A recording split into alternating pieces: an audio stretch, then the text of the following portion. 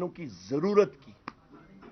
हमने बात करनी है अपने बलोचिस्तान के नौजवानों की मुस्तकबिल की।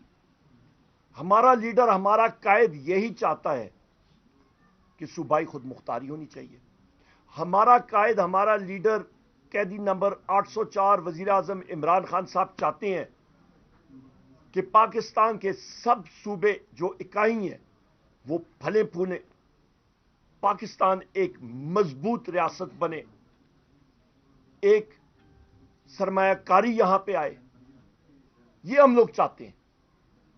और कोई लोग ये अभी पीडीएम की जो पीडीएम 2 हुकूमत आप इसको कह दें, शहबाज शरीफ दर हकीकत वजीर आजम नहीं है। वो और उसकी पार्टी के अक्सर लोग फॉर्म 47 के बदौलत उसकी बैसाखियों पे आए हैं। आसिफ अली जरदारी दर हकीकत सदर नहीं है, वो फॉर्म 47 की बैसाखियों पे आए हैं। सितम जरीफी देखें कि खैबर पख्तूनख्वा में इलेक्शन कमीशन के चीफ इलेक्शन कमिश्नर जो है वो बेदार होता है और वो कहता है कि यहां पे खवातीन की सीटों का हलफ बर्दारी होनी चाहिए। जिस वक्त हमने हलफ उठाया कौमी असेंबली में, हमने वहां पे ये चीज एजिटेट की कि हाउस कंप्लीट नहीं है, आप नहीं इलेक्शन करा सकते हैं, न वजीर आजम का, न स्पीकर का, न डेप्यूटी स्पीकर का, और उन्होंने बुलडोज कर दिया। पर क्योंकि पख्तून वहां पे था, खैबर पख्तूनख्वा में, क्योंकि वहां पे पाकिस्तान तहरीक इंसाफ थी, वहां पे उन्होंने उसको नहीं होने दिया। इसी तरह सेनेट आपका कंप्लीट नहीं है। लिहाजा ये सब चीजें हमने सामने रखनी है। इसके साथ नुकसान क्या होता है? नुकसान आप प्रैक्टिकली फिर देखते हैं कि सानिया भावल नगर, जहां पे दो रियासती इदारे एक दूसरे के साथ आमना सामना करके मारपीट होती है, हमें दुख होता है। एक वर्दी वाले दूसरे वर्दी वाले पे वार कर रहे हैं, दुख होता है इंसान को। हम नहीं चाहते हमारी मुल्क में ये चीजें हों। हम चाहते हैं कि मुल्क मजबूत हो, फले फूले। ये हमारा नस्बुल है और इसी चीज को हमने आगे लेके जाना है। और मैसेज हमारा उम्मीद का है। हमने बनाना क्या है? रियासत मदीना। रियासत मदीना जब बनी थी, वहां पे 632 ईस्वी में जब हमारे नबी करीम मोहम्मद सल्लल्लाहु अलैहि वसल्लम इस दुनिया से रुखसत कर गए, कि 3-4 साल के अंदर अंदर उसी रियासत मदीना के मुसलमानों ने दुनिया की 2 सुपर पावरों को 635 ईस्वी में एक चंद महीनों के अंदर, 3 महीनों के अंदर अंदर शिकस्त दी। क्यों? क्योंकि उन्होंने एक मिसाल कायम की, अदल और इंसाफ की, और लोग उसकी तरफ राग़िब होते थे। हम लोग चाहते हैं पाकिस्तान एक अमन का गहवारा बने।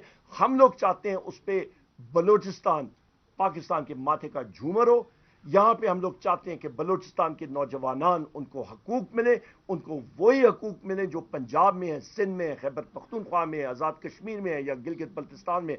वो लोग सामने आए, आके अपना सही हिस्सा जो है, सही हिस्सा डालें मुल्क की तरक्की के लिए। ये हमारा नस्बुलैन है। बहुत शुक्रिया। Over to you. सर ये बताएं कि इस तरह के इत्तेहाद, इस तरह के अलायंसेस हमेशा बनते रहते हैं मरकज में, और मरकजी जमातें इनको लीड करते हैं। इससे पहले पीपल्स पार्टी करती रही है, आलिया जो पीडीएम के नाम पे बनी, वो मरकजी जमातों ने लीड किया। नतीजतन ये हुआ कि फिर मुखमुखा करके अपना रास्ता क्लियर कर दिया जाता है, और बलूचिस्तान की जो जमातें हैं वो आइन और कानून की बालादस्ती का नारा लगाने के पादाश में चक्की में पिस जाती हैं। और अभी भी जो यहाँ की जमातें हैं उनका यही तासुर है। ये जो अब नया इत्तेहाद बना है, क्या ये मंतकी अंजाम तक पहुंचेगा?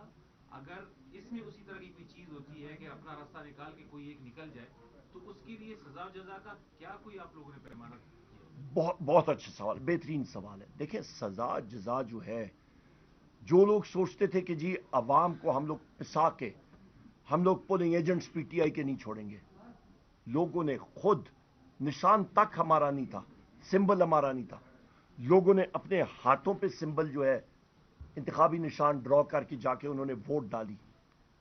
लोगों, आज मैं जब आ रहा था एयरपोर्ट पे, मैं उधर खड़ा था, हमारी फ्लाइट डिले थी, कई लोग मुझसे मिले, انہوں نے اپریشیٹ کیا پروفیشنلز. انہوں نے کہا جی ہم لوگوں کا سیاست سے کوئی لینا دینا نہیں, ہمیں ایک شخص نے سوچ دی ہے, ایک ویژن دی ہے, اس کا نام ہے قیدی نمبر 804 عمران خان. اس شخص نے, وزیر اعظم عمران خان نے جو سوچ لوگوں کے ذہنوں میں دلوں میں بیدار کی ہے, وہ انشاءاللہ تعالی اس موومنٹ کو, ہم میں سے کوئی رہے یا نہ رہے, یہ وہ بیج جو ہے یہ بویا گیا ہے اور یہ اپنے منطقی انجام تک انشاءاللہ تعالی ایک تناور درخت بنے گا, اور وہ تناور درخت پاکستان میں ایک چھاؤں دے گا جہاں پہ لوگ امن و امان کی زندگی اور خوشحالی کی زندگی بسر کر سکیں گے. اور وہ کیا ہوگا, وہ چھاؤں کس کی ہوگی, وہ چھاؤں قانون کی بالادستی کی ہوگی. چاہے وہ عمر ایوب ہو, چاہے وہ خنزادہ صاحب ہوں, چاہے وہ شاہ صاحب ہوں, داؤد شاہ صاحب ہوں, ایکس وائی زیڈ کوئی بھی ہو, آپ ہوں, کوئی راگیر ہو, قانون سب کے لیے برابر ہو. یہاں پہ ابھی پاکستان میں بدقسمتی کے ساتھ ہو رہا ہے کہ ایک ملک اور دو قوانین چل رہے ہیں.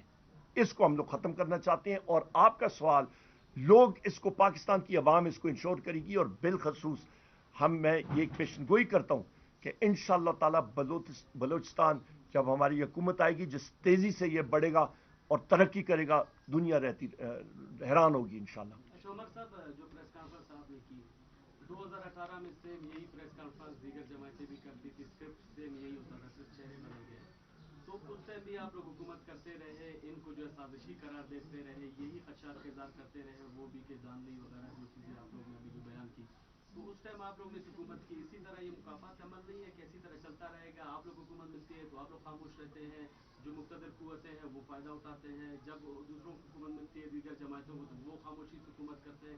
تو اس کے لیے آپ لوگ جو گزشتہ ادوار گزرا ہے اس کے بارے میں کیا کہیں گے ابھی جو موجود ہے اس کے حوالے سے؟ دیکھیں جی, بہترین آپ کا انالیس. دیکھیں آپ یہ دیکھیں کہ واحد پاکستان تحریک انصاف کی حکومت تھی جس نے 750 ارب ایک صوبے کے لیے اور بالخصوص جنوبی بلوچستان کے لیے مختص کیا.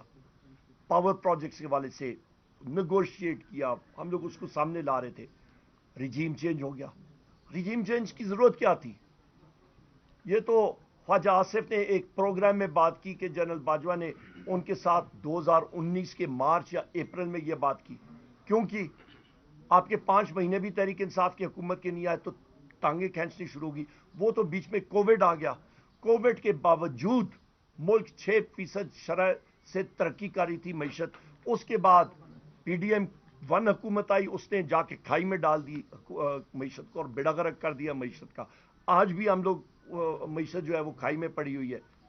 سو لہذا ہماری حکومت جس وقت آئے گی اور ہم لوگ جس آگ کے دریا سے گزر کے آئے ہیں, جہاں پہ ہمارے گھر محفوظ نہیں رہے, جہاں پہ ہماری خواتین پہ تشدد کیا گیا, جہاں پہ کیا کچھ نہیں کیا گیا, میرے قائد, میرے لیڈر قیدی نمبر 804 وزیر اعظم عمران خان صاحب پہ 200 سے زیادہ کیسز ہیں, ایک سے ایک بڑھ کے ایک بوگس کیس ہے. یہاں پہ جتنے میرے ساتھی بیٹھے ہیں, بشمول میرے ہمساروں پہ ایف آئی آرز ہیں.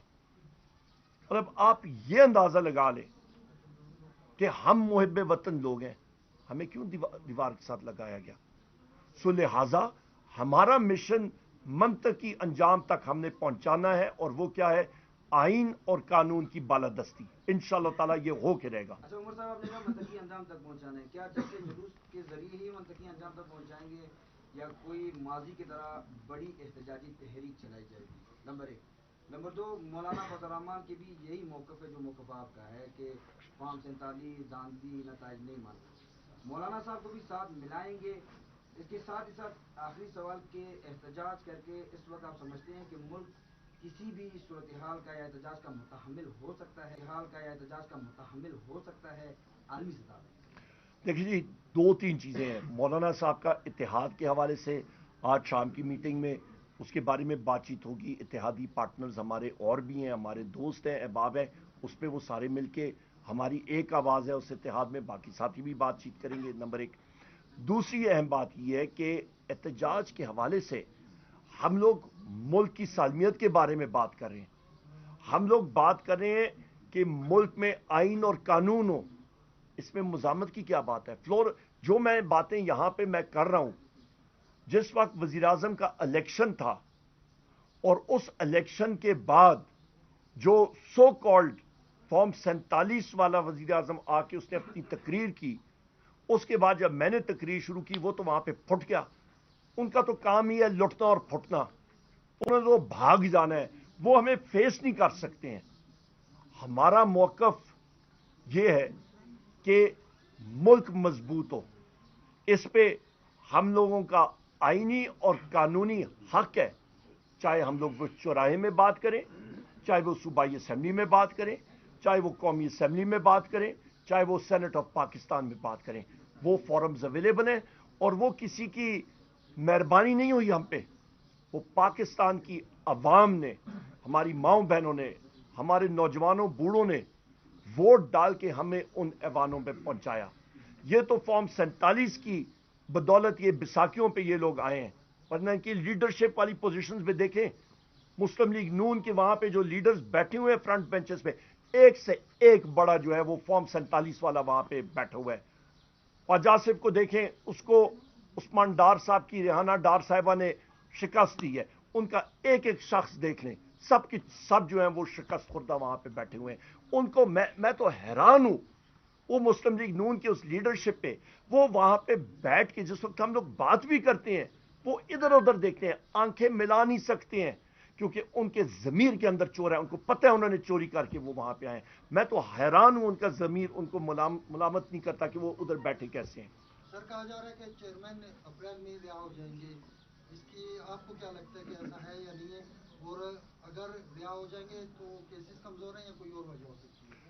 دیکھیں جی، کیسز میں اس دن میں بیٹھا ہوا تھا کہ اس کیس نہیں، اس سے پچھلے والے کیس میں ہیئرنگ میں میں بیٹھا تھا، عدت والے میں.